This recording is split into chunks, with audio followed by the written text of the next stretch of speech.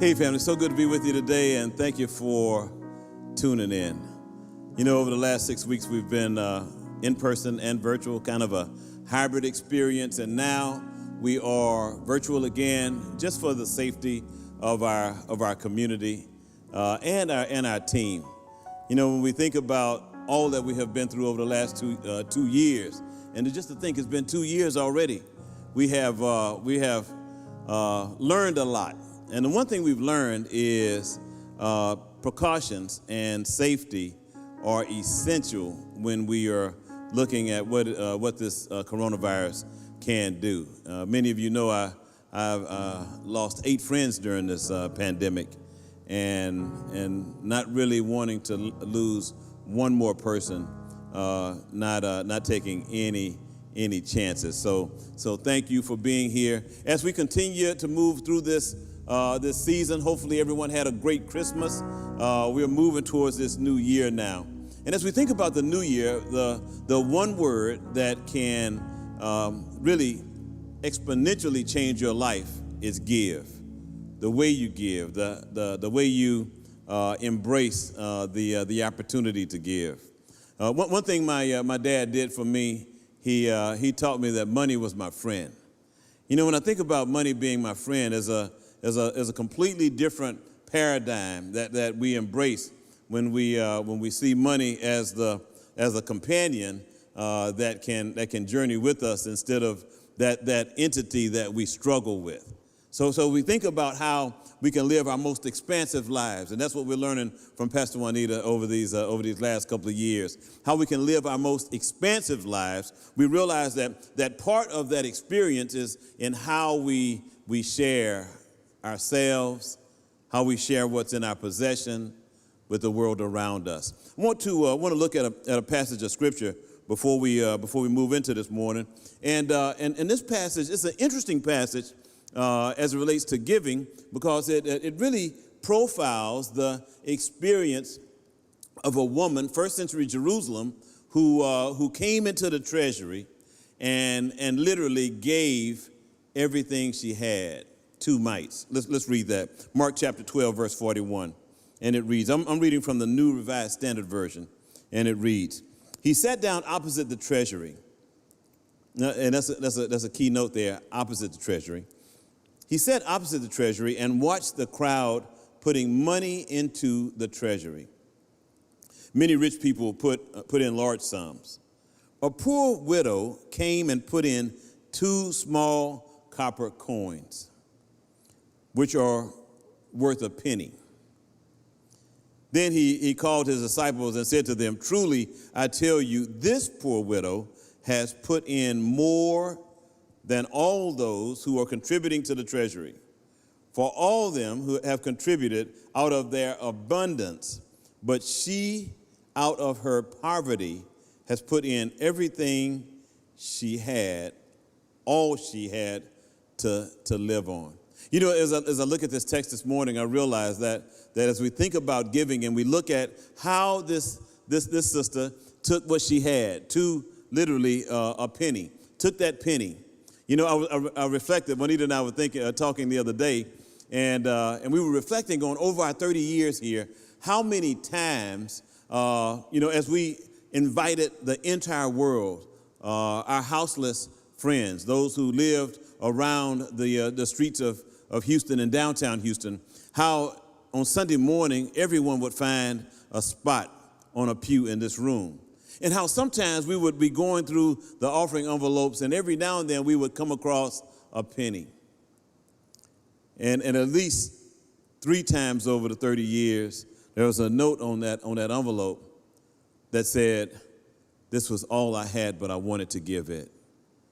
You see, when we think about generosity, we realize it's not about giving equally, but it's really about an equal sacrifice. And when we think about the equal sacrifice, we realize that there is something to this moment that we're finding ourselves in right now. If you look at the verses prior to the one I just read this morning, verses 28 to 34, Jesus intimately linked the love of God with the love of an expanded definition of neighbor. Remember he was teaching there in the synagogue just prior to sitting across from the treasury, and a young lawyer came up to him and asked him, which one of these commandments was the most important one?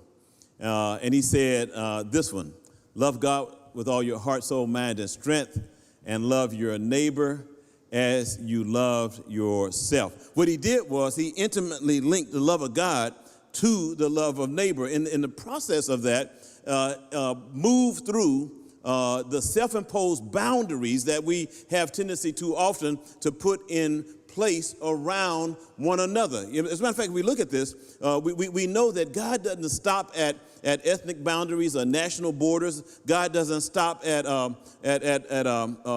how you express your life in the world around you. When we look at how love can extend beyond, we know that there's a lot more to love than often we have allowed ourselves to fully experience. See, the real love of God can cross social boundaries. It can cross economic paradigms. It can cross academic attainments and titles and net worth and cash flow and everything else you have placed your priority on as important. What we know is God can move beyond and through all of the things we have imposed as barriers to us fully experiencing life as we should.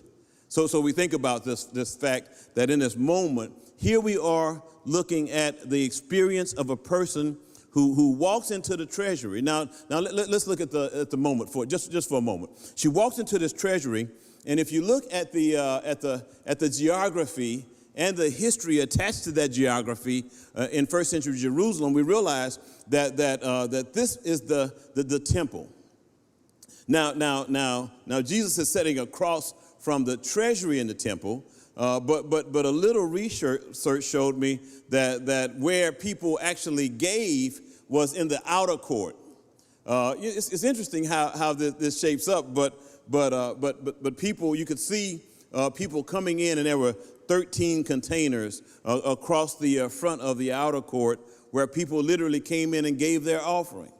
And in the midst of that moment, Jesus is looking at this widow, this poor widow, who is walking in with everyone else putting their money in this offering. Now, if you look at the scripture right before, he talks about how those with the long flowing robes, the hooked up, how they had a certain attitude when they placed their offering in the container. But what we don't really look at carefully is how this woman, when she came into this place, actually the treasury, the offering baskets, was as far as a woman could go in the temple in that day. Isn't it interesting how it was okay to sacrifice, but it wasn't okay to participate. How often do we take the experience of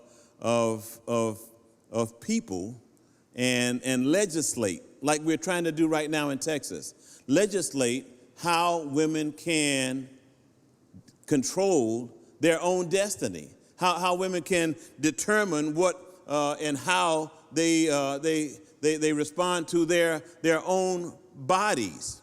Here we are in first century Jerusalem. All she could do was come to the treasury and put her offering in, but she couldn't move into the temple because that space was reserved for men.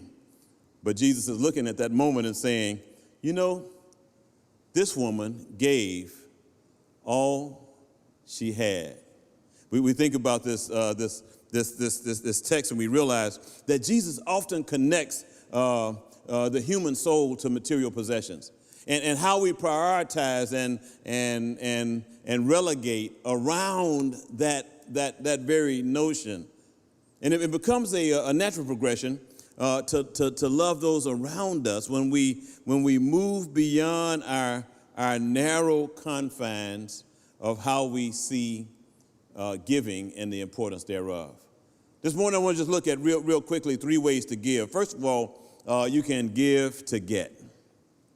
And how often do we just in our humanity give to get? How often do we literally go through our motions so that we can get something else? We give a little time so we can get a little pay. We might extend a little of ourselves so we can experience a little friendship. But what happens when we really move beyond that? There's another way. How about giving with strings? Has anybody besides me ever received a contribution of sorts with a string attached? Of course you have. You know, how often do we give with an expectation, with a premeditated expectation? Remember my first book, Touch? I wrote that any premeditated, undisclosed expectation is a future resentment. And that's what happens when we don't really say why we are willing to share, when we actually have an agenda on the back end of that sharing. And thirdly, give to live. And that's what I really want to talk about today. What happens when we give to live? You see, when we think about it, that's how we should be living our lives. It's the only way we can move into the expanse of our lives. It's the only way we can ultimately fully experience everything that the Creator has for each and every one of us. You know, I've asked the team to put up this first slide, and the first slide is faith. And faith is, according to the theologian Paul Tillich, the total surrender to the object of our ultimate concern. You got that? Faith is the total surrender to the one thing that we are most attached to, right? We think about this and we're believing that in the midst of what Jesus said when he said, wherever your faith is, that's where your treasure is going to be. That's where we're going to find, who you really are. You know, how often can we have we looked at our credit card registry to determine where our real priorities are?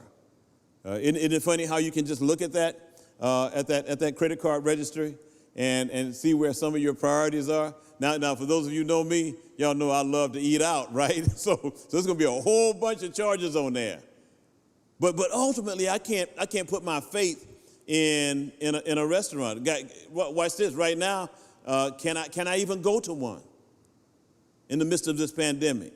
You see, when we look at this ultimate location of our treasure being our ultimate concern, if our ultimate concern is our ride, our car, then our faith is in our ability to be able to make that payment, right? If our ultimate concern is in assets and in accumulation of assets, then our faith is in our ability to ultimately amass those assets.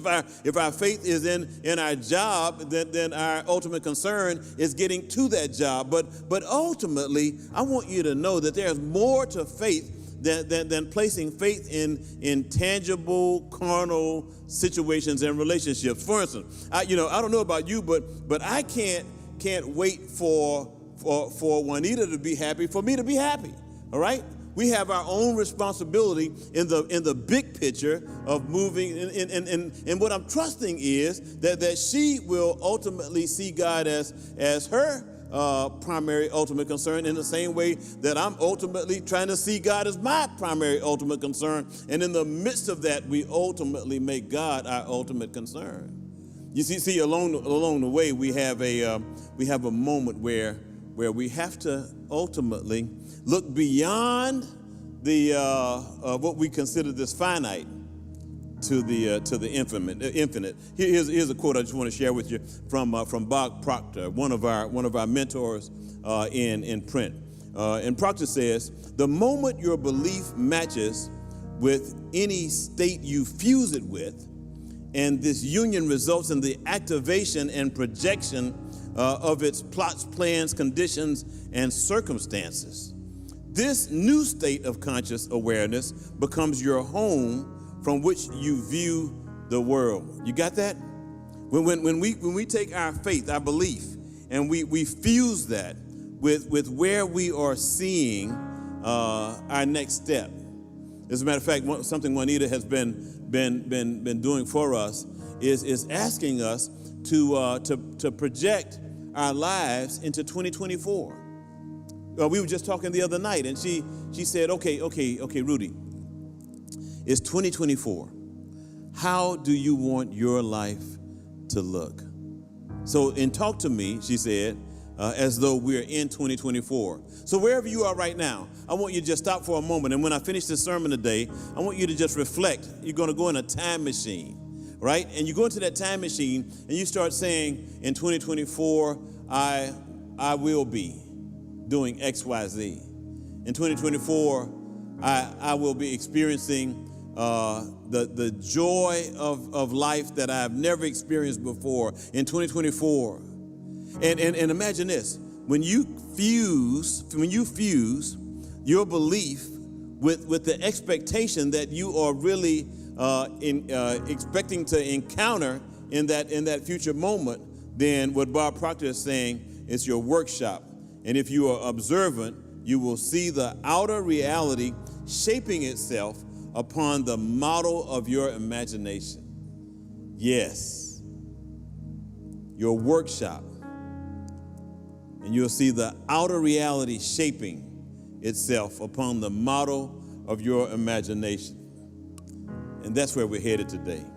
I'm to submit to you today that if sometimes it's not until everybody you have propped up as God is gone and you're down to your last thing, that you're in that moment where you are ready to move out of your spiritual, emotional, and financial poverty. And that's what I believe when that widow came through that treasury and put her penny in that offering, her last penny in that offering. She was probably down to her last moment.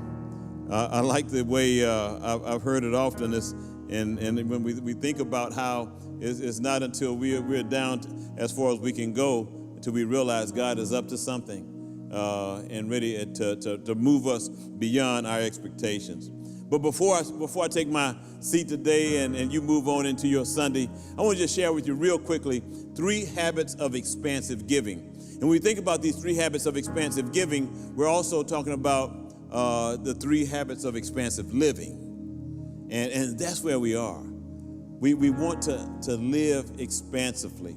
First of all, give without keeping score. You know, when we think about this life that we have been given, we give without keeping score. We give not in essence, I'm giving you this and I'm going to wait till you give me that, and it's a crazy way to live. I'm reminded of a story of a young man.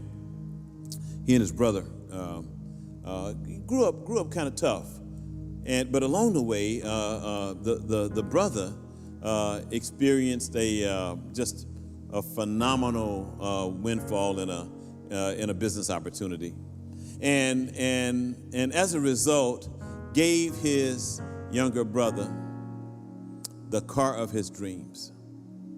This younger brother got into that car one day and took a ride, and as this younger brother rode, he ended up in a neighborhood, like their old neighborhood, and driving through the old neighborhood, stopped and there was a crowd of people, and he noticed this little boy staring at him, and he kind of revved the engine so the little boy could hear the engine in this really fancy ride, and then the little boy walked up to him, and he said one day, I hope that, and the guy was thinking, the little boy was saying, I hope that I can have a car like this. But the little boy said, one day, I hope I can be a big brother like yours. Now that's looking into the future with an expansive living. Not, I hope one day that I can have a big brother that gives me a car like this, but how about one day, I hope I can be that kind of big brother. When you think about this second way of the 3 habits of expansive giving, first of all, you have to give without expectations. Winston Churchill said, we make a living by what we get. We make a life by what we give. We think about that, how often we focus so much on making the living that we forget about the life. Thirdly, we give with intention. When we think about giving with intention, we know that in that place, giving with intention means really the same thing that we've experienced in our lives with Jesus. We realize that when we give with intention, that there is more to what we have been allowed to experience than we have literally shared with the world around us. You see, God gave with intention one day. Really did. John 3:16 says, "For God so intentionally loved the world that he gave his only begotten Son, that whoever believes in him won't perish, but have everlasting life." You see, as we move into 2022, we're thinking about the life we want in 2024. When we take these steps, we're moving towards living our most expansive lives, knowing that this widow was just a model for us. When she gave all she had, she was demonstrating for us what it means to give without excuses and to live without excuses, what it means to make a choice and making that choice, make it our life's choice, and what it really means to live with an intention. You see, so it is 2022 in just a few days, and what I want to do is encourage you to move into 2022 with the expectation that God is going to meet you in the place of your wildest dream, that God can do exceedingly and abundantly more than you could ever think or imagine, that God has so much love for you, that it's a great opportunity for God to partner with you to see your dreams come true in 2024. Wow. You know, if we think about this text, and we know that God has an idea, and that idea is that you live beyond the narrow confines you have relegated your life to this point. I think the COVID-19 pandemic has given us all an opportunity to see our lives differently on the road ahead. And that's what I'm encouraging each of you to do. See your life differently and know that it's possible if you believe. Hey, I love you. God bless you. There's absolutely nothing you can do about this love either, so don't even try. See you next week.